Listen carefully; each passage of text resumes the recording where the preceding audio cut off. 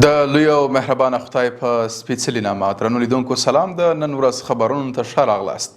نن چهارشنبه د 1402 کال د چنګاښ 28مه نیټه ده. په پیل کې هم د مهمو خبرونو سرټکي.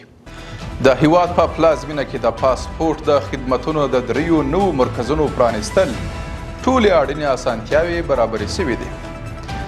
د امیرالمؤمنین په امر په افغانستان کې د 1 کلي موټرو د ثبت او محصول د بهیر پیل هیوادوال باید د دې فرصت څخه ګټه پورته کړي. او د تایلند په پلازمینه کې د 6 بهرنیو سیلانیانو وژنه د دوی د مړینې لامل لا نه دی څنګه شوی دی. زه صادق فروتن یم. دا هم بشپړ خبرونه. کابل ښار کې د پاسپورټ 3 نوي کاري څانګې پرانیستل شوي.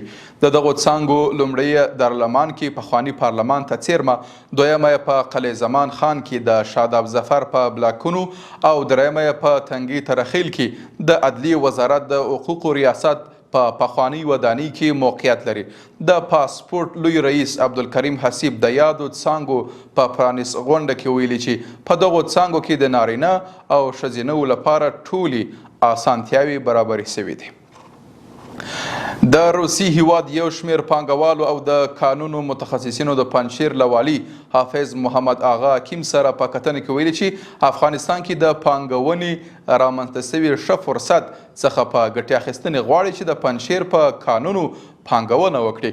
له بلې خوا د پنجشیر والي یادو پانګوالو ته د بشپړې همکارۍ ډاډ ورکړی او ویلي دي چې پانګوال کولی شي چې په ډاډه زړه پرته له کومه تشویشه د افغانستان په قانونو کې پانګونه وکړي.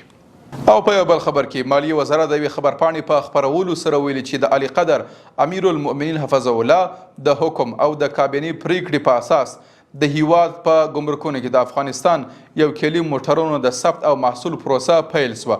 یاد وزارت د بې اسناده موټرو له مالکینو څخه غوښتي چې له دې فرصت څخه په ګټې اخیستنې دي خپلو موټرو ته قانوني اسناد جوړ کړي. او په پای کې د تایلند پلازمینې بنکاک په یوه ګران بیه هوټل کې د 6 بهرنیو ګرځندویانو مړي موندل شوي دي چې تر اوسه یې د مړینې لامل څرګند شوی نه دی.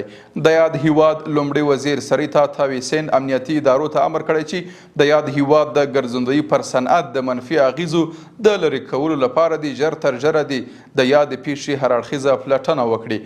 د یادونې وړ ده چې ګرځندویي د تایلند هیواد مهم عایداتي سکتور دی چې یوازې تیر کال له دغه هیواد څخه 28 میلیونه بهرنیو ګرځندویانو لیدنه کړې وه او شاوخوا 30 میلیارده ډالر یې په دغه هیواد کې مصرف کړي وه.